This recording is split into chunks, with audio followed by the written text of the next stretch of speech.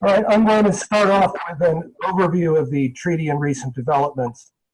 And then I want to talk a bit about the moment that gave rise to the treaty, including the movements that played a part in bringing it about, and their implications for our work today.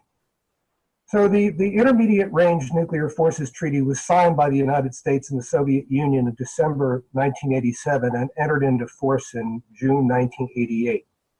And the treaty prohibits the two countries from deploying both nuclear and conventional ground-launched cruise missiles with ranges between 500 and 5,500 kilometers, or about 310 to 3,420 miles.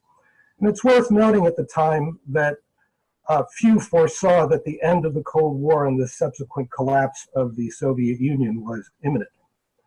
In late October, President Trump announced the intent to withdraw from the treaty. And after consultation with NATO allies, Secretary of State Mike Pompeo stated that the U.S. would hold off on suspension of the treaty until early February. The main reason cited for withdrawal is that Russia has tested and deployed ground-launched cruise missiles that the treaty prohibits.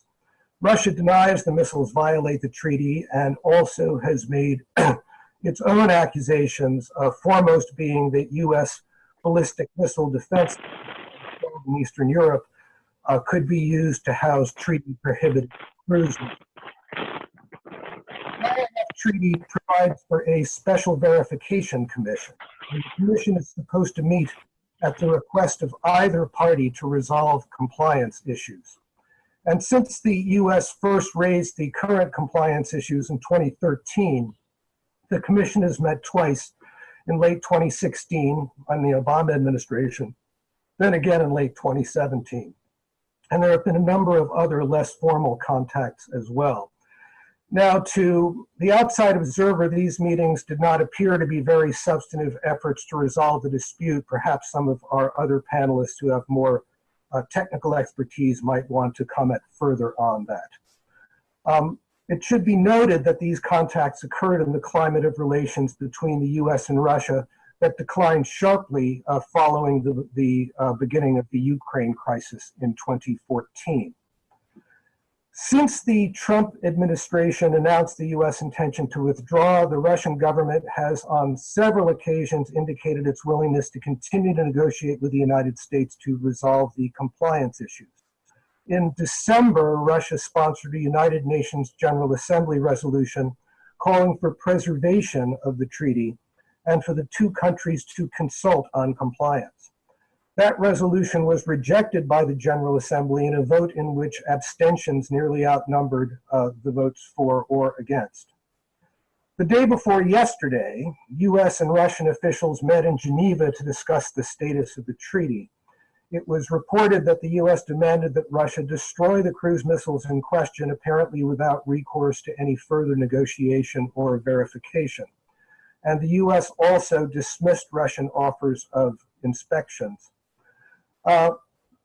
Then there was a briefing at NATO in Brussels yesterday by Under Secretary of State for Arms Control Andrea Thompson and US Permanent NATO Representative Hutchinson. And their language was a bit murky, but really appeared to make it clear that the US will initiate the withdrawal process on February 2nd. Now, the INF Treaty allows either party to withdraw on 6 months' notice if it decides that extraordinary events related to the subject matter of this treaty have jeopardized its supreme interests. But a dispute over compliance does not automatically authorize withdrawal. The Trump administration has firmly asserted that Russia has violated the treaty, and the NATO states have backed that assertion.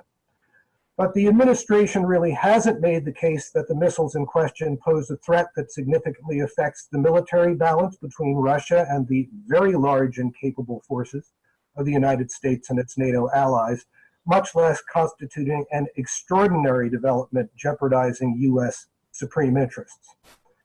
President Trump has also indicated that withdrawal is premised in part on a buildup of intermediate range missiles by China, which is not a party to the treaty. Here too, no case has been made that these missiles, which are based in China's national territory, are best answered in kind by US deployment of intermediate range missiles. Nor has it been demonstrated that peace and stability in that region or the world will be enhanced by repudiating the treaty rather than seeking more comprehensive arms control measures aimed at breaking an emerging multipolar arms race. Further, in either Europe or Asia, US ground-based intermediate-range missiles would have to be deployed in other countries, and this likely would spark opposition from their populations, a factor that 3 decades ago contributed to the negotiation of the INF treaty itself and the elimination of those missiles in Europe. The missiles the treaty prohibits increase the risk of miscalculation or misadventure in a crisis. Missiles of this kind may be forward deployed and intermingled with other forces.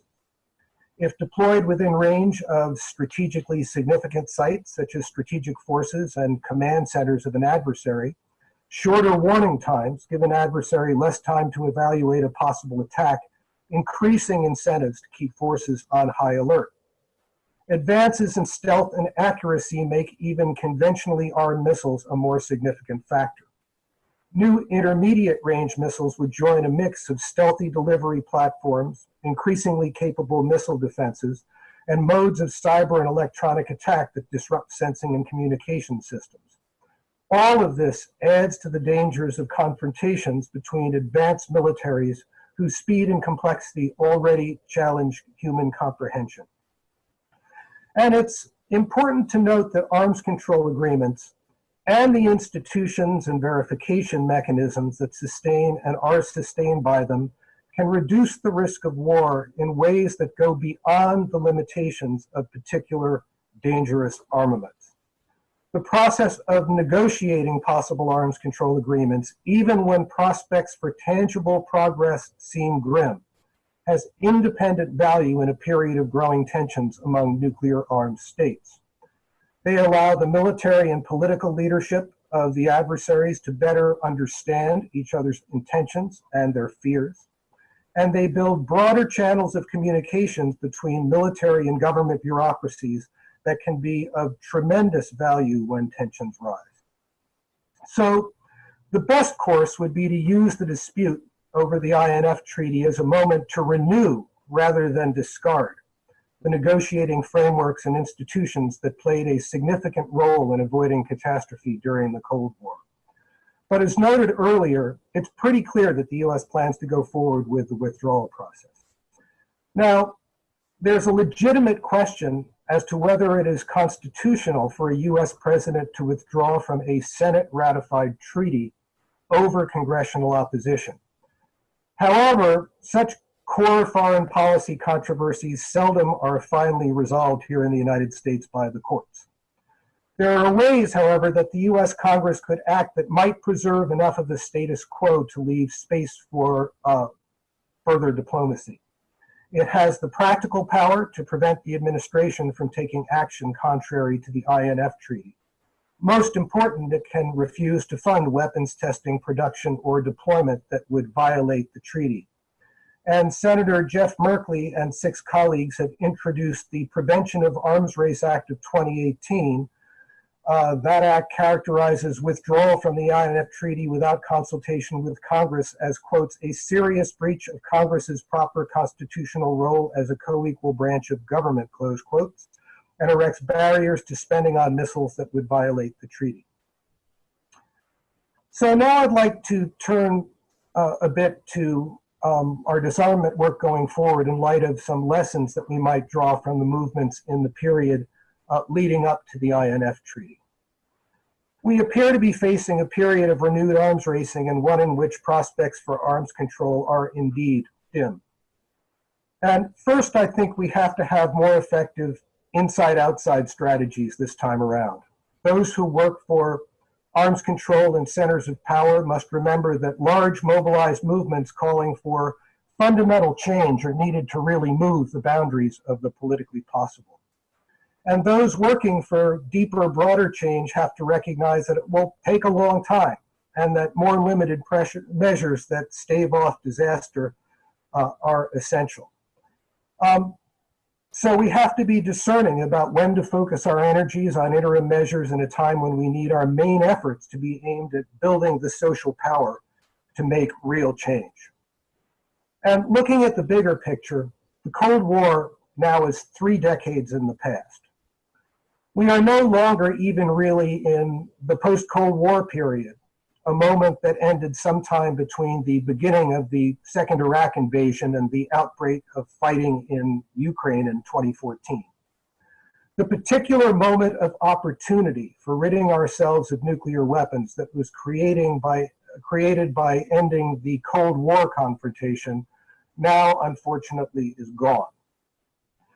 Some have compared this moment to the run-up to World War I, with new economic and military powers rising to challenge old ones, and with potential flashpoints on the margins of declining great powers and their spheres of influence.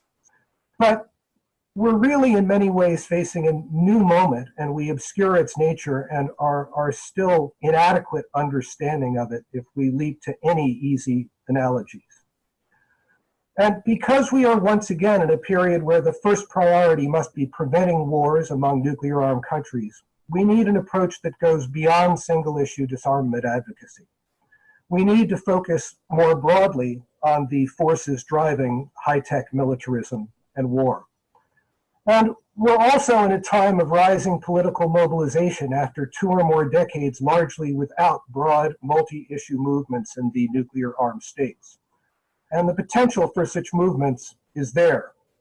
And we will find, I think, that the best way to make the issues of war, peace, and disarmament a significant strand in emerging movements is to explore the common causes of the dangers and injustices we are struggling against. And the most influential campaigns against nuclear weapons in the past arose in times and places where there were movements of this kind. And a significant characteristic of those movements was reflection and discussion about the nature of the society that produced these terrible weapons and that systematically generates the risk of wars in which they might be used. And this included the movements of the 1980s against the US missiles in Europe, the missiles ultimately eliminated by the INF Treaty. It was no accident that the Euro missile crisis sparked perhaps the most intense moment of resistance to nuclear weapons. The inhabitants of countries hosting US nuclear missiles faced the possibility that a nuclear war could be fought on their soil without even their own government's consent. And this raised a question seldom asked by inhabitants of nuclear-armed countries. Whose nuclear weapons are they really? Whose interests do they protect? And this question leads naturally to others. As E.P. Thompson, one of the founders of the European disarmament movement, asked in 1981, is nuclear war preferable to being overcome by the enemy? Are the deaths of 15 or 20 million and the utter destruction of the country preferable to an occupation which might offer the possibility, after some years, of resurgence and recuperation? And finally, are we ourselves prepared to endorse the use of such weapons against the innocent, the children, and the aged of an enemy? The people of every nuclear-armed country should be asking these questions again today. Thanks.